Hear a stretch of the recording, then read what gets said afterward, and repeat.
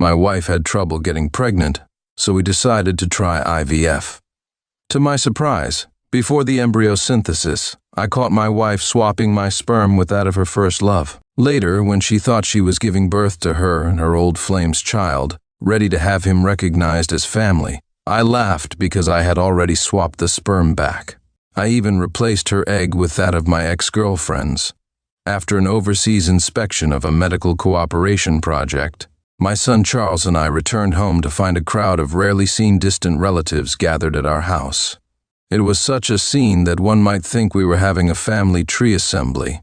The most eye-catching among them was Ethan, sitting in the center of the sofa with red-rimmed eyes, while Victoria, my fun-loving wife who frequents bars and clubs, nestled against him, comforting him softly. I raised an eyebrow, placed my suitcase aside, and asked Victoria, "What special occasion is today that brings such a lively crowd?" Charles, following behind me, crossed his arms coldly and stared at Ethan with disdain, already sensing this man's identity. My mother-in-law sat in the main seat, looking displeased and hesitant to speak. Before Victoria could respond, Ethan walked towards Charles with tears in his eyes, exclaiming, "My dear son, I am your real father." Charles deftly stepped aside, his face filled with disgust, as if Ethan were some filthy thing. He stepped back and said coldly, "My father's name is Sincere."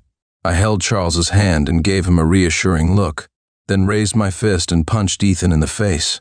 The dull thud of my fist echoed in the living room as I said coldly, "Don't claim kinship falsely."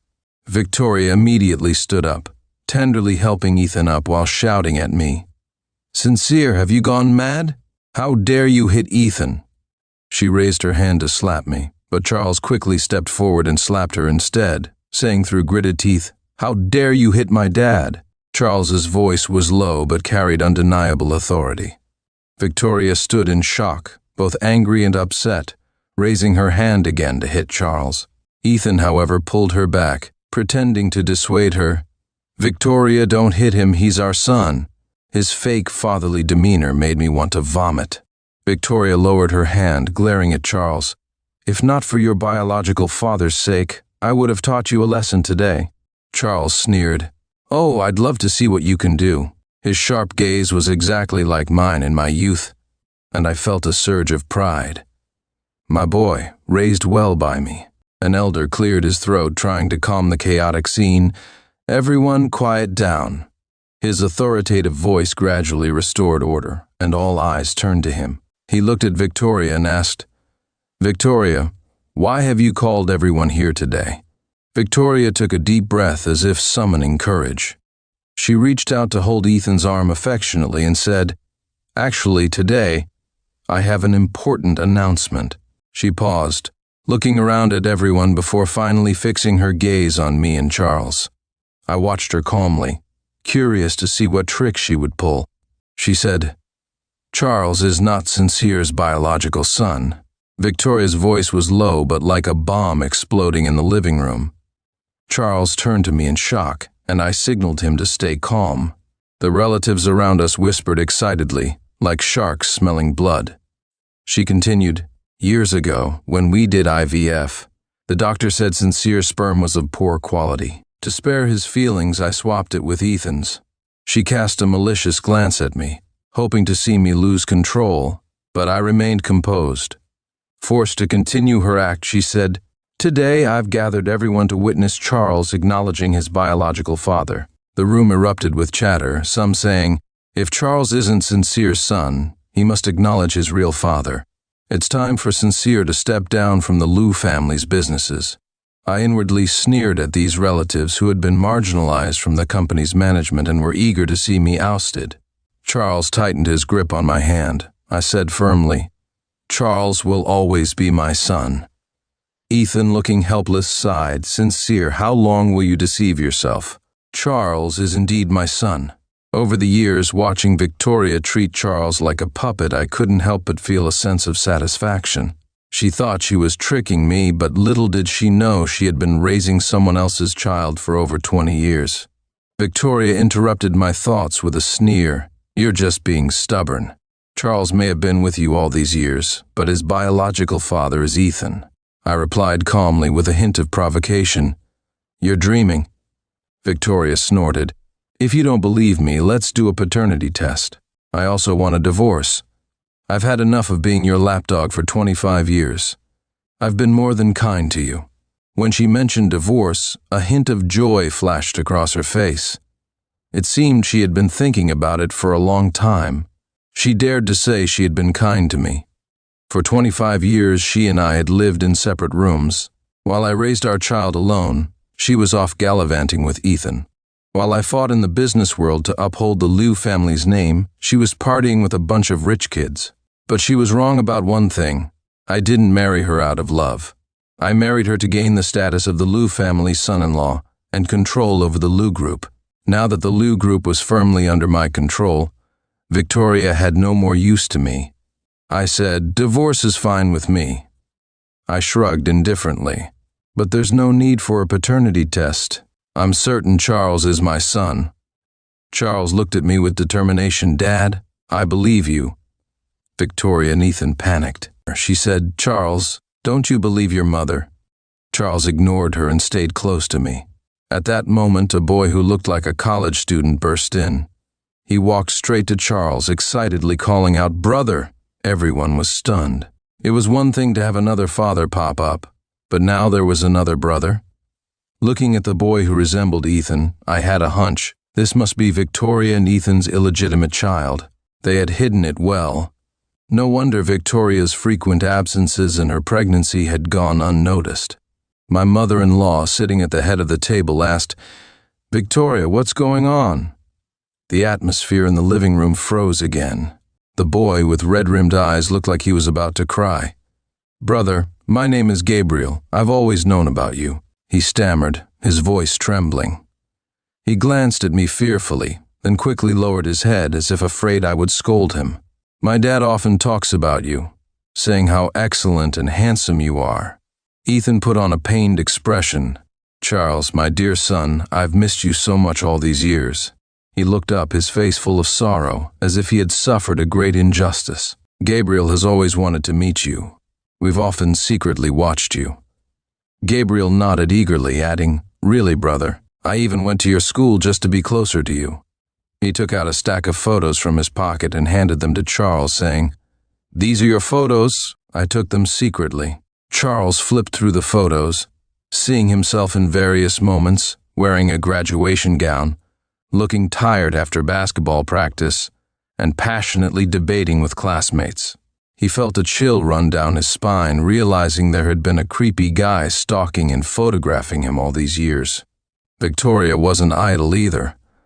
She walked over to my mother-in-law, pointing at Gabriel, and said solemnly, Mom, this is your grandson. Everyone is here to witness this. Please acknowledge him. Victoria was clever. She knew that after my father-in-law's death, my mother-in-law held the real power in the Liu family. By inviting all the relatives, she hoped to pressure my mother-in-law into accepting Gabriel. She was certain that if my mother-in-law agreed, I would have no choice but to comply. After all, she had observed my filial piety towards my mother-in-law over the past 25 years. Gabriel, quick-witted, immediately turned to my mother-in-law and respectfully called out, Grandma? My mother-in-law looked at Gabriel, then at me, her eyes filled with complex emotions. She didn't immediately respond to Gabriel's greeting. I knew she felt sorry for me. Not wanting to make things difficult for her, I broke the silence. Victoria, your real intention is to have this illegitimate child recognized as a Liu family member and inherit the Liu family's assets, right? Why involve Charles? I turned to Charles, exchanging a glance. Even if Charles isn't my biological son, he is still my only child. All my assets, properties, stocks, funds, including 20% of the Liu Group's shares, will be left to him. Charles, would you rather stay with me or go with your mom and this so-called father? My son's quick mind grasped my meaning instantly. He declared, Mom has a new son now, and the assets won't be left to me. Of course I'll stay with Dad. Good boy, well taught by me, stating his purpose in reverse. Ethan's eyes lit up at the mention of all my assets going to Charles, shining brighter than a 1,000-watt bulb. He knew my assets were substantial, including a significant amount of gold, silver, and real estate, not to mention the 20% Liu Group shares, a veritable gold mine. Greed, naked greed, was written all over his face. He whispered to Victoria, when the old man passed away, he divided his 60% of the group's shares into 4 parts, 20% to Sincere, 20% to the old lady, 10% to Charles, and you only got 10%. If Sincere transfers his shares to Charles, and we later coax Charles into giving us his shares, you'll have 40%. Right now, we need to make Sincere give up his shares and assets, leaving him with nothing, and bring Charles to our side. Victoria, after some thought, agreed with Ethan and presented herself as a loving mother to Charles. She said, "Charles, your brother can fend for himself and won't fight you for the assets. I'm willing to give you everything." She paused, adding a condition. "But you must go with Ethan for a paternity test. If it shows that you two are father and son, you have to acknowledge Ethan as your dad and treat him well." Charles glanced at me, and I gave a barely noticeable nod. "Okay." Charles agreed readily but cleverly added a condition. "Before we do the paternity test, both of you need to come with me to the notary office and transfer all assets to my name unconditionally." I silently applauded my son's shrewdness. He understood that only assets in hand were real, not mere verbal promises. This got the greedy relatives excited. If Ethan could think of it, so could they. They rubbed their hands as if they saw countless treasures beckoning to them. Victoria didn't understand business. If the Liu Group were under her name, it would be easy for them to manipulate her. One of the relatives led the cheers. "Good, good, good, that's the way to do it." Another relative took out his phone, dialing as he said, "I'll contact the notary office right away." A group of people busied themselves as if preparing for a celebration. My mother-in-law, concerned, tried to stop me. "Good child, reconsider the asset transfer." I smiled and shook my head, reassuring her, "Mom, don't worry, I have my reasons." Knowing my capabilities, she didn't try to persuade me further. With their help, all assets under Victoria's and my name were transferred to Charles, except for a living allowance of $50,000 each. In the notary office, Victoria and Ethan looked lovingly at Charles, envisioning a future where he led the Liu Group to greatness, their smiles bright. As they dreamed during the notarization process, I added, "Ethan, don't you claim to love Charles? Shouldn't you show it?" I casually suggested, eyeing Ethan's hypocritical face. "I've spent millions raising your son these past 20+ years. I'm not asking for compensation. Just give the money to Charles. After all, I love him the most." Charles seized the opportunity. "Uncle Ethan, you've been with my mom for over 20 years. You must have saved millions, right? Since we're at the notary, why not show your sincerity? Otherwise, I'll doubt your love for me and think you just want the Liu family's assets." Ethan's face stiffened, caught in a dilemma. He'd feel pain giving up the money, but refusing would cast doubt on his motives. Reluctantly, he pulled out a card and handed it to Charles, saying, "Charles, of course Dad loves you. Here's $5 million I've saved over the years."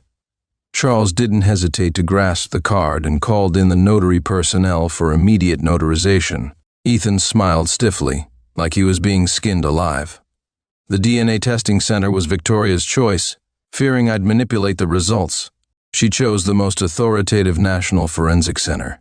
I smirked at her naivety. After samples were taken from me, Ethan, and Charles, I requested a sample from Victoria too. Victoria looked at me incredulously. "Sincere, are you crazy? Charles is undoubtedly my child." I smirked. "We're already here. Might as well do it." Charles didn't understand my motive, but trusted I had a reason. He pouted and demanded Victoria do the test too. Now treating Charles like a deity, she complied. As we left the center, Gabriel arrived late, carrying flowers. "Brother," he called to Charles, trying to hug him. Charles, disgusted, pushed him away. "Don't touch me, it's gross." Gabriel, taller than Charles by half a head, looked decent. Ethan tried to smooth things over. "Charles, he's your brother. A family should love each other." Charles rolled his eyes. "Wait for the results before claiming kinship." I added calmly, "I won't interrupt your family bonding, Victoria. Let's go get the divorce papers." With no assets and no child custody to negotiate, Victoria and I didn't even need a divorce agreement. We went straight to the Civil Affairs Bureau for the divorce certificates. Ethan's eyes widened in joy, shocked by the swift divorce process. He expected me to cling on stubbornly, but seeing Charles firmly by my side made him envious. After Charles went to the parking lot to get the car, Ethan finally had a chance to mock me. "Sincere, Victoria never loved you. Do you know why Charles is named Charles? Because my name has an E in it," symbolizing Ethan. Victoria, clinging to Ethan, smugly said, "When the paternity test results come out, Charles will naturally come back to us." Gabriel, dropping his innocent act, arrogantly said, "All the money is Charles's now. When the results confirm the truth, you'll be left homeless." I didn't bother responding to their foolish provocations. Victoria, feeling confident, revealed her true intentions. "You've controlled the Lou group for so long. Now it's time for Ethan and me to take charge." I laughed coldly.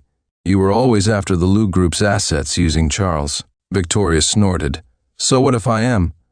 Now that the assets are all transferred to Charles, once the paternity test results are out, I'll be the true master of the Lou group." I replied with a cold gaze. "Then let's see if you're really that lucky to take control of the Lou group." Their schemes were as noisy as firecrackers, thinking they had everything under control, but they didn't realize they had no chance from the start. While I was handing over the company affairs, Gabriel showed up, kicked the general manager out, and brazenly sat in the leather chair with his legs crossed, claiming he was the general manager because his brother was the chairman.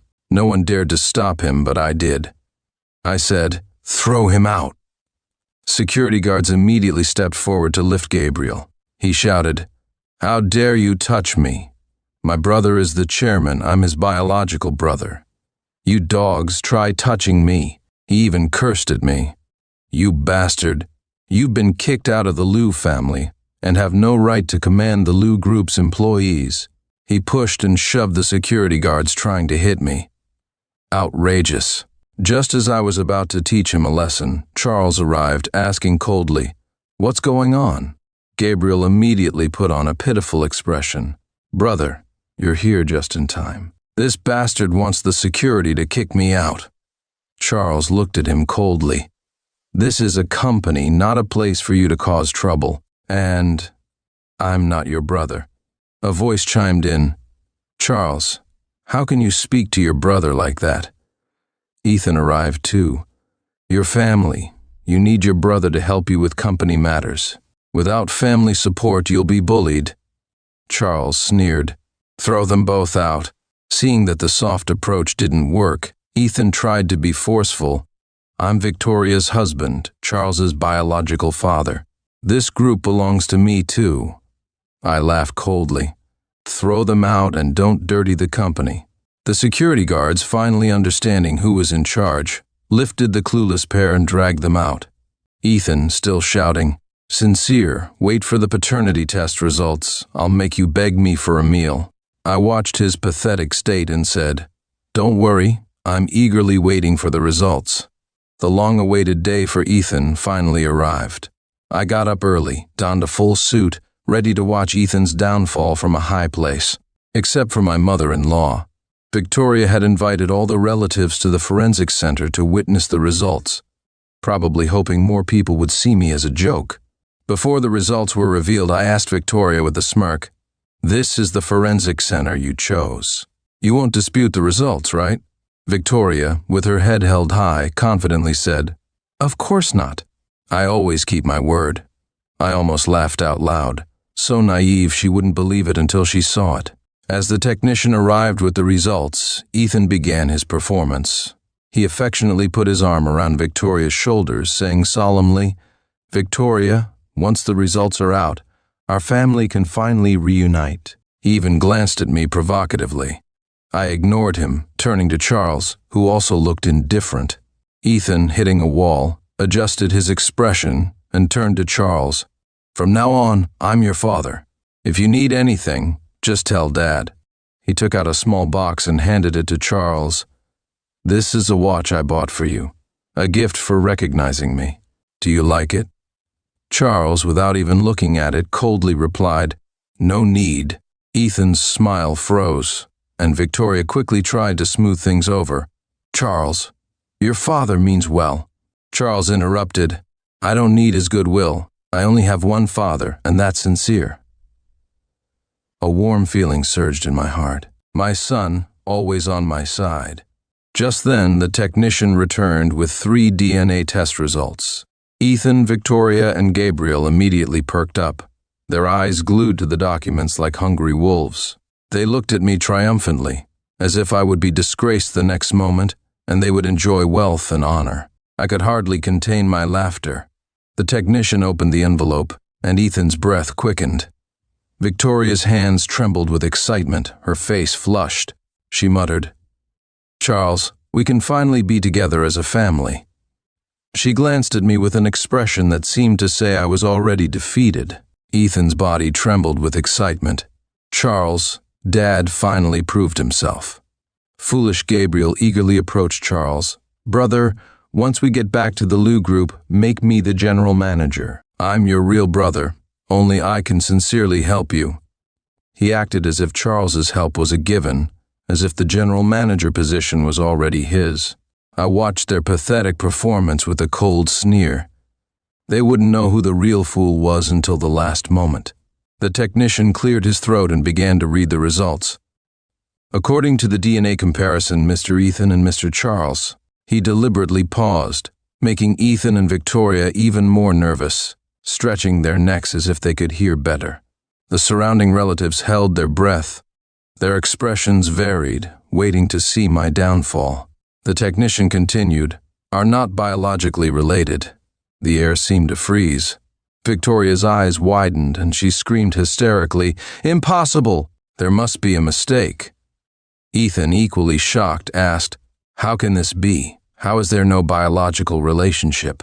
Ethan's face turned pale and he couldn't hide the terror in his expression. Gabriel snatched the report, saying, "You must have misread it. Let me see." After reading it, he collapsed into a chair, muttering, "How can this be?" I asked the technician to read out the paternity test between me and Charles. He read, "According to the DNA comparison, Sincere and Charles are biological father and son." The room erupted in disbelief. Victoria, struck as if by lightning, muttered, "Impossible." Seeing the confusion on my mother-in-law's face and others, I kindly explained, "When you tried to swap the samples, I saw it, so I swapped my sperm back." Watching her face turn increasingly pale, I continued, "Oh, and I also swapped your egg with that of my ex-girlfriend's." The room fell silent in shock. My mother-in-law looked up, her eyes filled with disbelief. I turned to Victoria and said, "Charles is not your child. Congratulations on being a mother to my son for over 20 years. Victoria grabbed the paternity report from the technician and, seeing the result, her eyes turned blood red. She lunged at me, shouting, "You scum!" But I caught her and pushed her to the ground, looking down at her coldly. Ethan, upon hearing this, clung to Victoria, his voice hoarse. "Victoria, if Charles isn't yours, then he isn't a Lou. The only heir can be Gabriel." His face lit up with hope as he clung to Victoria's hand. Realizing what had happened, Victoria looked up, a hint of malice in her eyes. She stumbled to her feet, turned to my mother-in-law and said, "Mom, everyone heard and saw that Charles isn't my child." She pointed at me, spitting angrily. "He's the bastard child of Sincere and his ex-girlfriend. We can't let an outsider inherit the Lou family's assets." Ethan and Gabriel echoed her. "Yes, throw Charles out. The heir must be Gabriel." My mother-in-law, recovering from shock, looked at me with complex emotions. She trembled slightly and asked, "Sincere, is it true?" Seeing her like this, I felt a pang of sadness. "It's true," I confirmed. Victoria, dissatisfied with my mother-in-law's reaction, shook her hand. "Mom, you have to announce Gabriel as the heir." My mother-in-law, regaining her composure, asked calmly, "Do you know who Sincere's ex-girlfriend is?" Victoria, desperate, retorted, "Who cares? Charles isn't our child." My mother-in-law said, "Sincere's ex-girlfriend is your sister, Serafina. She's my biological daughter, so Charles is still a Lou and the rightful heir." Her words exploded like a bomb in the crowd. Our family tradition dictates the legitimate eldest child inherits the business. Nowadays, it's about the legitimate child of the original wife. Only if there are no direct descendants does it pass to others. Remember your place, Victoria. Stunned by the revelation, Victoria turned pale. My father-in-law had brought Victoria into the family only after Serafina had an accident and became comatose. Since then, Victoria had tried to usurp power but failed. Victoria, still in denial, shouted, "I don't believe Charles is Serafina's child. Why should we trust Sincere's word?" I ridiculed her and pulled out another paternity test report. "This is Charles's paternity test with Serafina." I showed the report to everyone. "If you don't believe it, Serafina is still in the nursing home, and Charles is here. We can arrange a state-level DNA test." The crowd murmured in agreement, acknowledging Charles as the rightful heir. Ethan and Gabriel were dumbfounded, their plans shattered. Understanding the situation, the relatives started to leave one after another. Victoria glared at me, contemplating something. Swallowing her pride, she walked up to me, pleading, "Sincere, I know you love me. You just dislike me going out to clubs and bars and being close to other men, right? I promise I won't contact Ethan again. Please let me stay in the Liu family." I looked at her with pity and said slowly, "Victoria, you're wrong. I never loved you." Her face turned ashen. "What did you say?" She stammered. "Then why did you always stare at me and insist on marrying me?" I explained coldly. "Because you look like Serafina. I found solace in your resemblance. Marrying you was to protect Serafina's legacy. You, posing as the Liu family's daughter, allowed me to enter the Liu group and prevent power grabs from other branches. You must be wondering why Serafina, my ex-girlfriend, was favored over you, who has blood ties to the family. When your sister had her accident, my father-in-law had no choice but to bring you into the family, given you were his illegitimate child." Victoria, devastated by the truth, stumbled back. "So I was just a substitute all along," she muttered. Everything she had was built on a lie, now exposed. She had nothing left. We had played this charade for 25 years, and now it was time for the curtain to fall. I had the servants pack her things and threw her out of the villa. "Mom, I've been working with a foreign medical institute on a project about stimulating the nerves of coma patients to help them wake up." My mother-in-law's eyes lit up with hope. "You mean?" I nodded. "Serafina has responded well to the treatment and will wake up soon." My mother-in-law, tears streaming down her face, whispered, "My dear Serafina." Meanwhile, Victoria, wandering aimlessly, returned to the apartment she once shared with Ethan, only to be met with disdain. Ethan mocked, "You fool, now we have nothing." Victoria retorted, "If you hadn't swapped the sperm, we wouldn't be here." Ethan, stunned, argued, "You agreed to it." Victoria, losing her temper, screamed, "Shut up, it's pointless now. We have no money. What are we going to do with just 50,000? Ethan shrugged. "Don't expect me to support you." Desperate, Victoria asked, "What do we do?" Ethan, thinking of something, said, "The 5 million Charles has, let's get it back." They stumbled to Charles's apartment, ringing the doorbell for ages. Charles finally opened the door, unfazed by their presence. "What do you want?" Ethan, pushing past him, demanded, "Give me back my money." Charles sneered, "Why should I?" Ethan, trembling with anger, said, "That money is mine." Charles, lounging on the sofa, replied calmly, "Uncle Ethan, the 5 million was legally gifted to me, so I don't owe you anything." Ethan, overwhelmed, collapsed, clutching his chest, and fell unconscious. Panicked, Victoria screamed, "Ethan!" She held him, shouting for help. Charles, still composed, called 120. Then, as if nothing had happened, returned to his book. With their money gone, Victoria and Ethan blamed each other. After spending the 50,000, Victoria found herself penniless. Ethan refused to support her unless she got a job. I, ever so kind, arranged a job for Victoria through a headhunter. Sometime later, I invited Charles out to dinner. On the way, I hummed a tune. Charles asked why I was so happy. I replied, "Because there's a good show waiting for us."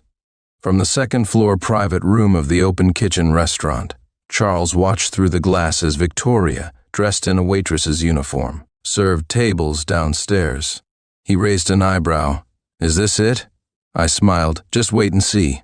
Moments later, Ethan entered the restaurant with a beautiful woman. They laughed and chatted intimately. Victoria, seeing them, froze, her expression darkening. Victoria demanded, "Ethan, what are you doing here?"